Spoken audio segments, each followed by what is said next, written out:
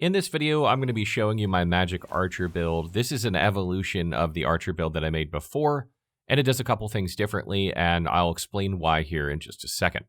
But first, I want to talk about playing a pure archer in this game from level 50 around the level 50 area.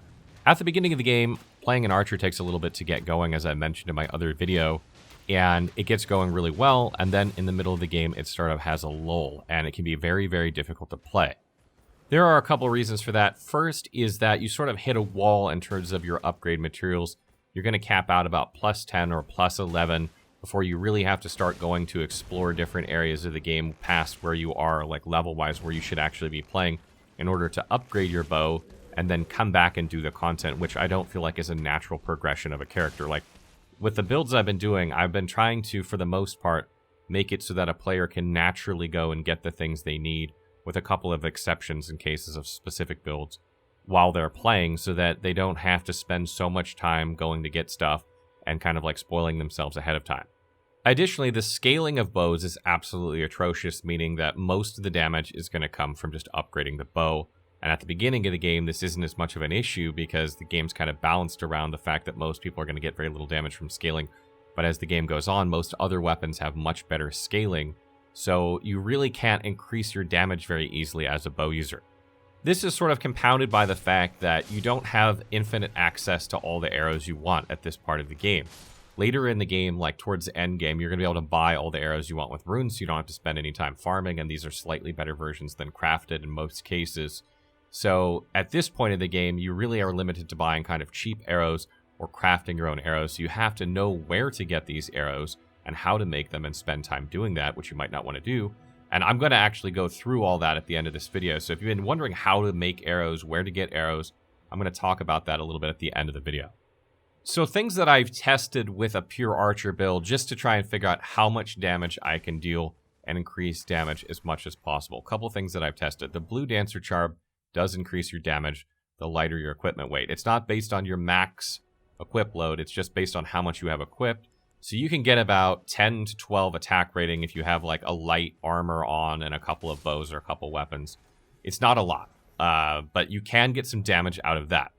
The winged sword talisman does not work with bows. This is unfortunate because if you're using a short bow and you were getting that damage buff from using a short bow and attacking regularly, you could increase your attack rating by a good 30 or 40 regularly, and that would be substantial when your attack rating is somewhere around 150 or 160. That's like a 25% increase. But it does not work with bows. However, if you do hit with melee and get that buff and then switch to your short bow, you will get the damage on that. It's kind of hard to do, but it does work. Other things I've tested, the claw talisman does not affect bow damage when you jump shoot, unfortunately, because you jump shoot a ton in this game, and that would be a 15% damage increase on your jump shot, so that would have been fantastic, but that doesn't work. The lance talisman doesn't increase your bow damage while you're on horseback. You can do a lot of fights in this game on horseback with a bow easily. That doesn't increase your damage. From all my testing, I can only conclude that the game does not consider arrows to be attacks. And it doesn't consider them to be spells because I tested Radagon Icon to see if that increased your speed shooting arrows. So it doesn't consider them spells and it doesn't consider them attacks. So bows are in a really weird place, making them really difficult to try and play. All of this testing I did over hours and hours and hours kind of led me to the same conclusion, which is it's very, very hard to play just a pure bow at this point of the game. So that's why I came up with the magic archer build, which is sort of a combination of using the horn bow, which is a bow that does magic damage and physical and has a small intelligence requirement, and the lazuli glintstone swords, which you can get two of, that also have a small intelligence requirement, but they both scale off strength very, very well. So in this build, you're just going to meet the requirements for the intelligence on them and then pump strength. And in the case of the horn bow, you need a little bit of dexterity as well. What this build allows you to do is it allows you to pick off enemies at range very, very effectively with the horn bow, especially if you have magic arrows, because you're dealing like 400 to 500 damage a shot if you're using mighty shot, which you should be, which is fantastic.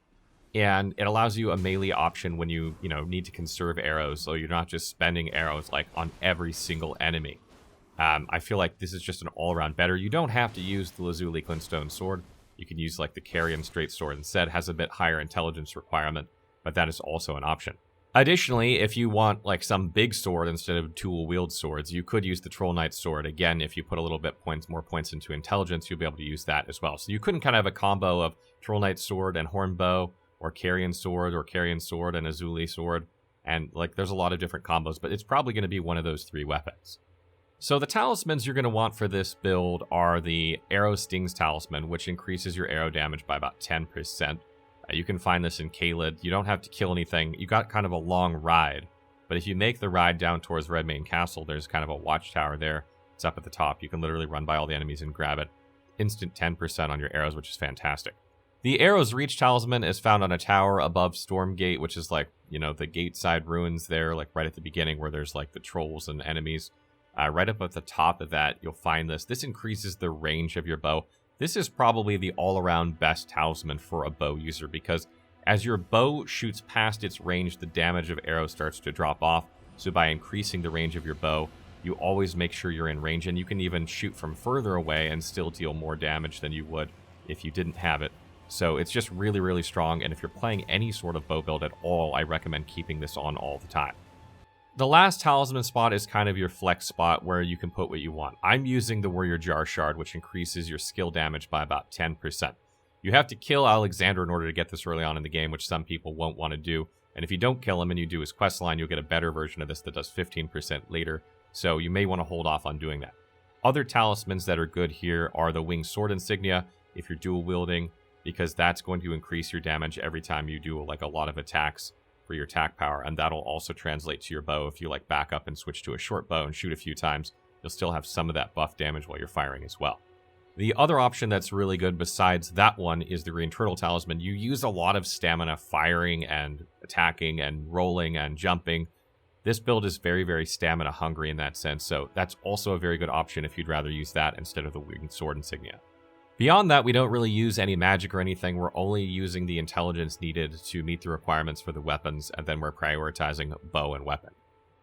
As far as stats go for this build, you kind of have an all-around stat spread. You have 20 Vigor, 14 Mind here, 20 Endurance, 20 Strength, Dexterity 14, 13 Intelligence, and Arcane is just from the class that I picked, the Bandit. You don't really need Arcane at all for this build. So if you're playing a different class, this will be lower, and that's fine. You need Vigor, obviously, to make sure that you don't die. I think 20 is pretty much the bare minimum I'd put on any class. 25 is better, but you'll probably increase this as you level up a bit more. 14 Mind gives you 81 FP. This is 4 shots of Rain of Arrows if you're using that on one of your bows, like your short bow, which is good. Endurance is 20 for equip load if you're carrying like 2 bows and 2 swords, or 2 bows and a great sword. You definitely need equip load, and this will also allow you to wear better armor to keep you protected.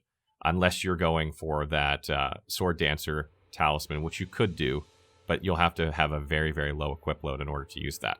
Strength increases the damage of both the swords, no matter whether you're using Troll Knight, or you're using Carrion, or you're using the Azuli, and the Misbegotten Short Bow, which is the short bow I recommend if you're going to use a short bow for this build in addition to the horn bow. It scales primarily off strength, does outperform the short bow by quite a bit, about the same level. So make sure you increase strength. And also, those weapons I mentioned, the melee weapons, scale predominantly off strength as you level them higher and higher. So you're going to get really good points out of strength. You need 14 dexterity in order to meet the requirements if you want to use the Troll Knight sword, and the horn bow is 14, so that's just a good point to have regardless. And intelligence is going to fluctuate a little bit. If you want the Troll Knight sword or Carrion Knight sword, that's going to be 18. Otherwise, 13 is enough. You don't want to go any higher than you have to here. As I just mentioned, you can use Rain of Arrows if you're using 2 bows for this, and the dual swords or whatever, which is what I'm using. I recommend getting Rain of Arrows on there. I think it's better than Barrage, in my opinion. You'll have to go to Caelid in the Celia Sorcery Town there. I think that's the name of it. There's a painting that's just laying on the ground. You go interact with that, and then you need to ride quite a ways to a big Erd tree and drop over a cliff and like just touch a guy and you'll get it. You don't even have to, again, you don't have to fight anyone. Just run in, do these things. But Rain of Arrows is really, really good for applying status effects, and it does it better than Barrage, in my opinion. In most cases. It's not always true, but in most cases. So if you want that, you can go get that. And I really like using it in fights where you can like hang back, or there's like big targets, for instance, like if you're fighting Dragonkin. And it's really good in fights like Renala too, if you're like co-oping. You can keep staggering her with it, and you can use like bleed arrows and just keep bleeding her. And if everyone else is using bleed weapons, it just helps bleed build up for them as well. And it's just really, really good in certain scenarios. You can lead fights with it. Like if you use like poison arrows or something, you can lead fights with that, and it's just really, really fantastic. It is quite expensive at 20 FP though, so keep that in mind.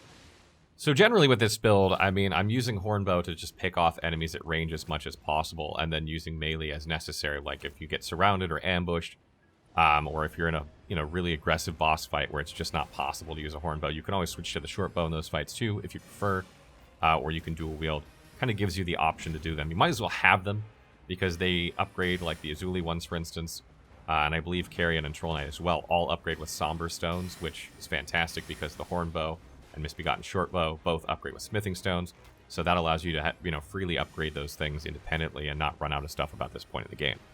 Okay, so that's enough about the build. The other part of being an archer is obviously the arrows. How do you make arrows? Where do you get arrows? You're going to have to do some farming with this build, and I've sort of ironed out the best possible ways to do this to save you guys time. So I want to talk about that a little bit before the end of this video. So the first thing you should probably do when you feel strong enough is go to the War Master's Shack at night. You can pass time at one of the sites of grace, like right in front of them, there's one. Keep in mind that you need to wait a little bit into the night. Like you can't just make it nighttime and then do this, but like you need to make it nighttime, rest at that site of grace after it's, a couple hours, I don't know, of like the actual daytime in game, however long that is, like 5 minutes, 10 minutes or something, standing around until it's nighttime. Rest at that thing, and then the Bell-Bearing Hunter enemy boss will show up there. If you defeat him, he will give you a bell that you can take to the Twin Husk Maiden in Round Table Hold that will then allow you to buy Thin Beast Bones with runes. They're quite expensive in my opinion, but this allows you to have to be able to stop farming beasts at all for Thin Beast Bones, which is fantastic, because as you get further and further and you don't want to spend as much time farming, you can just use your excess runes buying them, and then you just stock up on them and you don't need to go farm them. Okay, so after that, I'm going to tell you some good farming spots for other stuff. So the other thing you're going to need is Flight Pinion for this.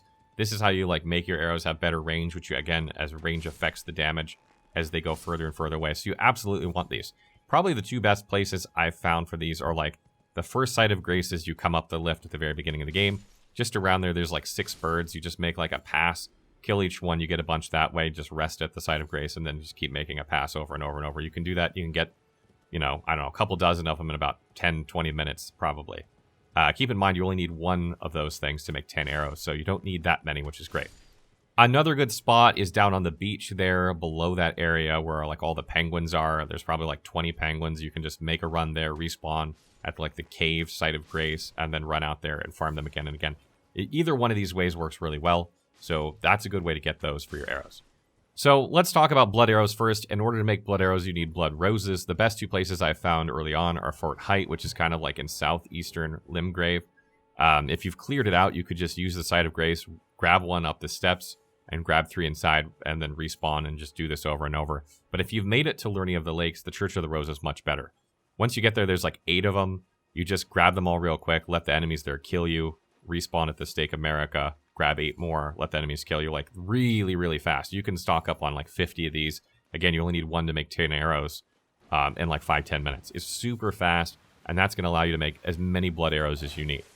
To make fire arrows, you're going to need Smoldering Butterfly, and the best place I've found to farm these is just northeast of the War Master Shack. There's like 2 slugs, fire slugs kind of right there with a bunch of Smoldering Butterfly. Just spawn at the War Master Shack, right up there, kill the 2 slugs, grab all the butterflies, respawn, just do that over and over. You'll have plenty, you'll be able to make plenty of fire arrows in 5-10 minutes. Again, you only need 1 Smoldering Butterfly per 10 arrows, so it doesn't take that long at all. In order to make magic arrows, you're going to need Glintstone Fireflies. The best place to get these is just north of Laskir Ruins and Learning of the Lakes. This is like at the very beginning of Learning of the Lakes. Just ride north until you see the big blue crystals, and there's some like crystal snails there. These things are like attached to these big crystals, and in fact, they're attached to anywhere you see big crystals. But you can pick up like 20 or 30 of these, like, I don't know, in 30 seconds or a minute, just riding around that area, picking them all up, respawning at the site of grace there, and then riding, going back and doing that. You can make yourself 600 arrows in like 5 minutes, probably. Very, very good. And it's very important for this build, too, because you're going to be using magic arrows a lot. To make poison arrows, you're going to need poison blooms, and the best place I've found to farm these is in Tombsword Cave, which is in Weeping Peninsula. All you're going to do is spawn at the site of grace, run through the area, all the enemies poisoned, get poisoned, pick up as many blooms as you can, and then run back and rest, and then do this over and over. You usually get between 6 to 8 a run, and it takes a little bit longer than the other ones to get, but that's the best way I've found so far. You can find these anywhere there's like poison, essentially, but that's the place I found the most grouped up and the quickest to get them. And the last arrow I want to talk about is the Stormwing arrow. This you can get by forming Stormhawks, and the best place to do that is in Stormvale Castle on the cliffside, side of Grace there. There's 6 of them. There's one kind of up top that you can snipe down or wait for them to come down, and then there's 5 other ones. The drop rate on these is really bad, so I don't recommend spending a lot of time farming these, but do farm some and use them for boss fights, like if you're using a short bow, because they do more damage than the regular arrows you can buy. I do recommend buying bulk regular arrows. Make sure that you're always stocked up on regular arrows, just as like your junk arrow. So you should probably usually have regular arrows and magic arrows, and use the magic arrows for sniping, and the regular arrows for, like, you know, when you don't need as much damage, or, you know, when you're fighting close range with a short bow. That way you're, you know, not consuming any more arrows than you need. The other arrow types in this game are either too difficult to farm at this point, or you won't get them yet. Like, you know, ones that do Scarlet Rot. Like, you could ride all over the map, get the book, but, like, you'd probably only be able to make 100 of them before you have to farm enemies that are much higher level than you. So it's probably not worth doing at this point, though you could if you really wanted to. Keep in mind that you will need books in order to craft these things. You can't craft them without them. The locations of these are on the wiki. I didn't, like, note every single one of them down since I just picked them up randomly throughout my playthrough. But if you use the interactive map and you set it by key item, you'll see where these books are, and you can go pick them up and, you know, be able to craft these recipes. You'll be able to get all the arrow types I mentioned at this point in the game, by this point in the game, so you can make all of those for sure. So that's pretty much it for my build and how to get arrows. I hope that was helpful for you too. I know getting arrows is a big part of playing an archer build, and that's going to make things a little bit easier for you. Playing an archer in the middle of the game is kind of difficult. Once you have access to, like, enough runes that you can just go buy arrows from the merchants that have them, it gets a little bit easier. And also, once you have some more stats so you can, like, really upgrade your bows a bit higher with upgrade materials, you should see an improvement in damage. But you can still play a pure bow build. You'll probably see in the footage that I was able to do it successfully. The hardest part about playing a bow build, in my opinion, isn't the boss fights. It's the, you know, management of arrows throughout levels and trying to tackle some enemies that, like, have shields and things like that. The boss fights, in my opinion, much easier than that stuff. And hopefully, you know, your arrow management will be a lot easier based on this video. I think the next build we're going to do is an update to the Barbarian build, which is a strength build. And then lastly, we'll do an update to the Mage build before we move on to our level 100 builds. And we'll go through those and also probably do some new builds at a level 100 because a lot of things open up that part of the game.